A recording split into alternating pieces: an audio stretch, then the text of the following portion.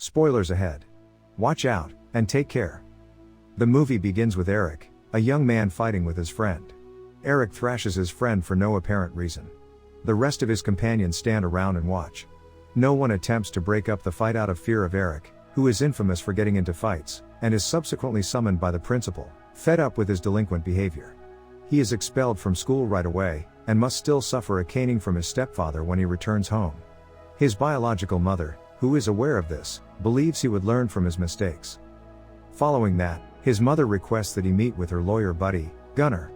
He is given the lawyer's business card to contact him at any time, if he is embroiled in any type of difficulty. Eric, who is perplexed, simply looks at the business card.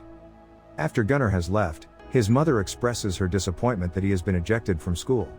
The mother informs him that she had enrolled him at a new school. He is sent to Stjarnsberg, an all-boys boarding school, in the hopes he does not squander this opportunity, and maintains his stance that he will not be expelled again, because this is his last chance. He promises his mother that he will do well so that he can graduate. He attends his new school. He is dressed in a uniform and his hair is trimmed short. Pierre, the smartest kid in the school, is his roommate. They talk, and it turns out that they get along right away because Pierre is a friendly person. They dash to the hall for dinner as night falls. Eric meets a student named Johan, who informs him that every school has its own customs, and that each student would be treated differently depending on their social rank at this school. After that, the student next to Eric is abruptly summoned by two other students sitting at the table's far end, Otto and Gustav. The summoned student is from a poor household, whereas Otto and Gustav are the offspring of wealthy lords and from noble families, frequently tormenting other pupils from ordinary homes, such as this boy, and their family wields considerable power at this institution. They are both members of the intra-school student group, which has the authority to discipline students. Pierre invites Eric to smoke for a while after dinner. Eric initially declines, since he has promised his mother that he would not breach the rules. Johan threatens them with harsh punishment if they are caught. But Pierre makes certain they will not be discovered, and Eric is eventually persuaded. Otto and Gustav summon Eric for brunch the next day. They intend to extend a welcome greeting, because he is a transfer student who needs to be informed about the school's traditions. But he declines, so Johan is the one who must endure the consequences of his refusal. Otto wounds Johan's head until he is transported to a hospital for treatment. In the evening, Otto and Gustav prepare to fool Eric again. They summon him to their headquarters, and instruct him to clean up the mound of filthy shoes that have accumulated on the floor. He refuses and leaves immediately. Gustav gets irritated, and asks Otto what they should do with him, who doesn't appear to be concerned about it just yet. He is still comfortable, and instructs Gustav to leave Eric alone, because he is a new student. Eric reveals everything to Pierre. The expression on his roommate's face gets tight.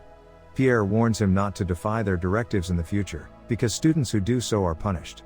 Eric, a former bully, states that he is not afraid of them, and would never obey all their commands. They discuss non-violent strategies to combat the bullying. However, it appears tough to accomplish, because the pupils prefer to heed Otto and Gustav's demands, rather than risk getting bruises over their bodies. The next day, Gustav runs into Eric, as he walks down the school corridor. Eric is told to apologize, who on the other hand, rejects him, since he thinks he had not hit him. Gustav was the one who hit him by accident. Gustav gets enraged, and challenges him to a fight at a designated location at night.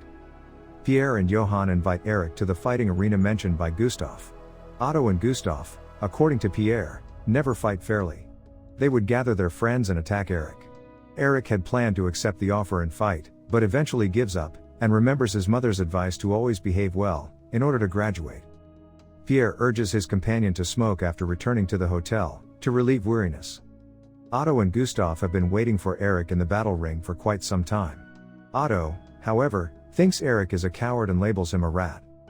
The following day, Otto shouts out the names of students who are frequently penalized and disregard commands from members of the intra-school student group, and Eric is one of them. After appearing in court, Otto, the student council president, sentences Eric to a month in prison, and orders him to dig a 1-meter deep trench around the school grounds. He works until late digging trenches, so he eats alone in the hall, because his labor is over after dinner. Maria, a canteen employee, approaches him when he is eating alone. Maria appears to be interested in him, and reminds her of her brother. Eric frequently smokes briefly after eating. Maria appears unexpectedly while he is smoking alone, and informs him that smoking is bad for his health, and she recalls the smell of his breath. She kisses him and hugs him firmly after that. They are both aware that the institution absolutely prohibits students from having romantic connections with school personnel, and the punishment is severe. They can be expelled and dismissed immediately. But they didn't seem to mind the regulations that night. Eric returns home during the Christmas season. His mother embraces him, but his stepfather does not. His stepfather is immediately perplexed as to why he had received so many sanctions, even to the point of suspension. Eric responds truthfully, he had defied the orders of a student who is the son of a noble and prominent figure in the school. Even his stepfather responds that a noble's son should be flattered. Eric receives another caning because his report cards are poor, and he suffers a lot of punishment at school. His mother, who is aware of her child's distress, simply let it go. He returns to school after the vacation, and rushes to see Maria, since he missed her so much. They let go of their longing, fondling each other in the moonlight. Otto and Gustav plot another strategy to tease him, now that he has returned. They plan to splash mud on him while he sleeps. Eric and Pierre wake up promptly, and clean up the dirt that Otto had spilled in their room. Eric intends to exact revenge on them, and takes the dirt remnants, goes into Otto's chamber, and splatters the dirt while he sleeps deeply. Eric purposefully chirps loudly in the dining hall the next day, for all the pupils to hear. He asks if they can smell this horrible poop, and then sniffs here and there, until he comes to a halt in front of Otto. He informs everyone that the scent of dirt is caused by Otto, who when hears this, becomes enraged that Eric dared to mock him.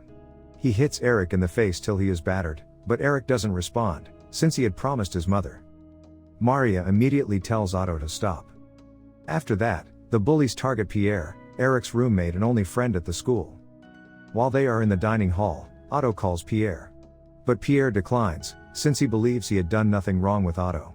Otto challenges Pierre to a fight after the last lesson, and threatens to punish him if he doesn't show up. Otto and Gustav intend for Pierre to bother Eric, who would not stand by and watch his best friend be ganged up on. They'd gang up on Eric after that, and there'd be no more students who disobey them. Pierre is obliged to accept Otto's challenge that evening. He arrives alone on the battlefield, although Otto and Gustav are mobbed by their admirers. He attempts to confront Otto, but the bully uses only a few gentle strokes to knock him to the ground.